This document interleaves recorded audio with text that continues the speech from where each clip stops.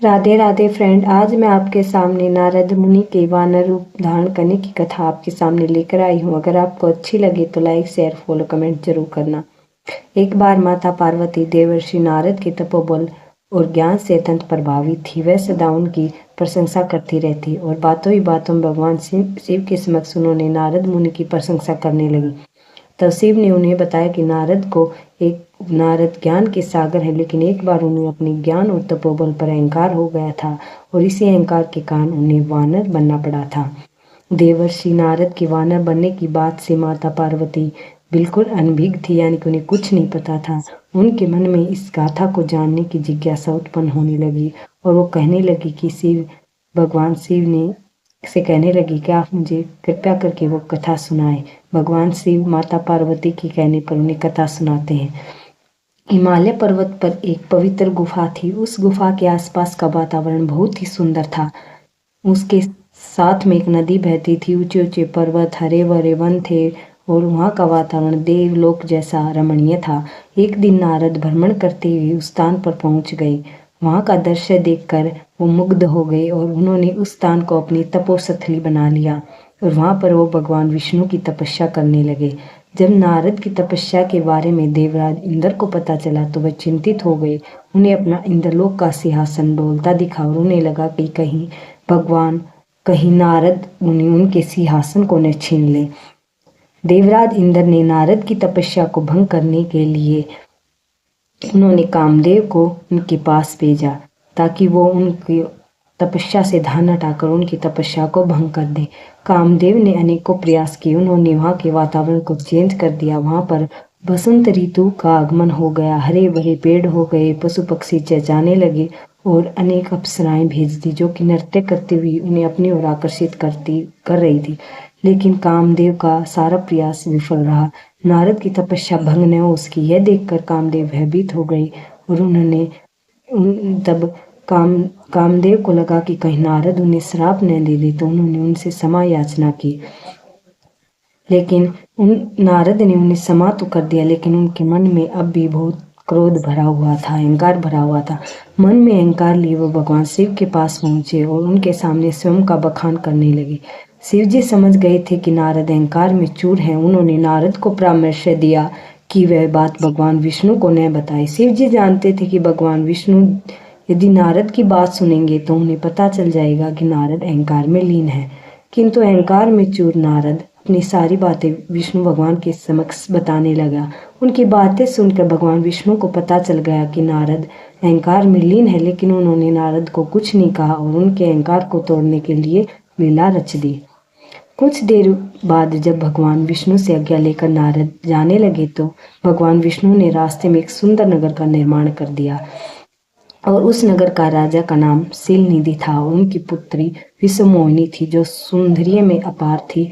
उनके सौंदर्य से रिझ कर कई राजकुमारों ने उनके विवाह का प्रस्ताव भेजा था, किंतु किसी राजकुमार का प्रस्ताव स्वीकार करने के स्थान पर शीलनिधि ने राजकुमारी विश्वमोहिनी के स्वयंवर का आयोजन किया और कई सुंदर सुयोग्य और प्रतापी राजकुमारों को वहां पर आमंत्रित किया।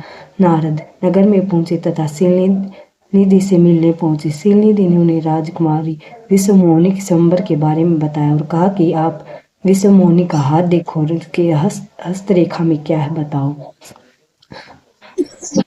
राजकुमारी विश्वमोहिनी जब नारद के समक्ष उपस्थित हुई तो वह उनके रूप को देखकर और मोहित हो गई तथा उनकी हस्तरेखा में लिखा हुआ था कि वह जिससे शादी करेगी वह अजय और अमर हो जाएगा। नारद ने हस्तरेखा पर लिखी हुई यह बात राजकुमारी और उसके पिता को न बताकर कोई और ही बात बता दी और वहां से चल पड़े। वहां से जाने के बाद वह भगवान विष्णु की तपस्या करने लगे। भगवान विष्णु ने प्रसन्न होकर कहा कि बोलो नारद, तुम्हें क्या चाहिए। नारद ने कहा कि मुझे सुंदर रूप चाहिए, क्योंकि वह चाहते थे कि वह सुंदर रूप से राजकुमारी से शादी कर सके। भगवान विष्णु ने कहा कि नारद तुम्हारा कल्याण हो और वहां से चले गए। अपनी माया से उन्होंने नारद को बंदर का रूप दे दिया। नारद मुनि प्रसन्न होकर स्वयंवर में पहुंच गए और उन्होंने अपना मुख नहीं देखा। उनका मुख बंदर के समान हो गया था। वहीं पर एक पेड़ के पीछे दो शिवगण यह सारी माया देख रहे थे। वह भी नारद मुनि के पीछे पीछे वहां स्वयंवर में पहुंच गए। स्वयंवर ने नारद के निकट वह भी बैठ गए और उनकी प्रशंसा करने लगे, जिससे कि नारद को और अहंकार आ गया। उन्हें लगा कि वो बहुत सुंदर है और राजकुमारी उन्हीं से विवाह करेगी। किंतु जब राजकुमारी विषमोह ने वरमाला लेकर आई तो नारद के देखे बिना ही वह किसी अन्य राजकुमार को वरमाला पहना दी। वह अन्य राजकुमार कोई और नहीं बल्कि भगवान विष्णु थे। भगवान विष्णु रूपी राजकुमार के गले में वरमाला देखकर नारद के मन में क्रोध और अहंकार उत्पन्न हो गया और उसी समय शिवगण भी उनका परिहास करने लगे। ऐसे मुख को राजकुमारी, क्या कोई दासी भी तुमसे विवाह नहीं करेगी? तनिक अपना मुख जल में तो देखो। शिवगणों ने कहा। नारद ने जब जल में अपना मुख देखा तो उनका क्रोध 7वें आसमान पर पहुंच गया। क्रोध में के आवेश में आकर उन्होंने दोनों शिवगणों को राक्षस बन जाने का श्राप दिया। वहां से भगवान विष्णु से मिलने के लिए निकल गए, जब तक उनका मुख भी सामान्य हो चुका था। मार्ग में जब उन्हें भगवान विष्णु मिले तो उनके साथ माता लक्ष्मी और विषमोहिनी दोनों थी। नारद को भगवान विष्णु की माया समझने देर न लगी। क्रोध के भाव में उन पर आरोप लगाने लगे कि आपका हृदय छल और कपट से भरा हुआ है। समुद्र के मंथन के समय भी आपने शिव जी को बावला बनाकर विषपान और असुरों को मदिरापान कराकर स्वयं लक्ष्मी जी और कौस्तुभमणि को प्राप्त कर ली थी। आज आपने मेरे साथ भी छल कपट किया, इसका परिणाम आपको अवश्य भुगतना पड़ेगा। आपको मनुष्य रूप धारण कर विषमोहिनी को प्राप्त किया है। मैं आपको श्राप देता हूँ कि आपको मनुष्य योनि में जन्म लेना होगा और आपको स्त्री का वियोग सहना होगा। आपने मुझे वानर मुख दिया, इसलिए आपको वानरों से सहायता लेनी पड़ेगी।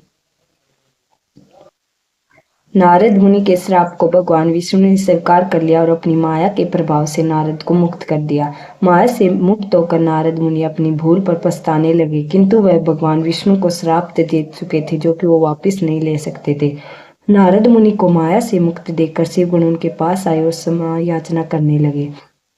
श्राप मुक्त होने के कारण आग्रह करने लगे। तब नारद मुनि ने कहा, मैं अपना श्राप वापस नहीं ले सकता। तुम दोनों रावण और कुंभकर्ण के रूप में बलवान और तेजवान राक्षस के रूप में जन्म लोगे और अपने बल से पूरे विश्व पर विजय प्राप्त करोगे। भगवान श्री राम के हाथों में मृत्यु प्राप्त होकर मोक्ष की प्राप्ति होगी। इस तरह नारद मुनि के अहंकार ने उन्हें वानर मुख प्रदान किया और वो हंसी के पात्र बने और उनके क्रोध के वशीभूत होकर दिए श्राप के कारण ही भगवान विष्णु को श्री राम के रूप में जन्म लेना पड़ा और माता सीता से वियोग सहना पड़ा। तो फ्रेंड्स, ये मेरी कहानी थी। आपको ये कहानी कैसी लगी प्लीज़ कमेंट करके ज़रूर बताना। धन्यवाद।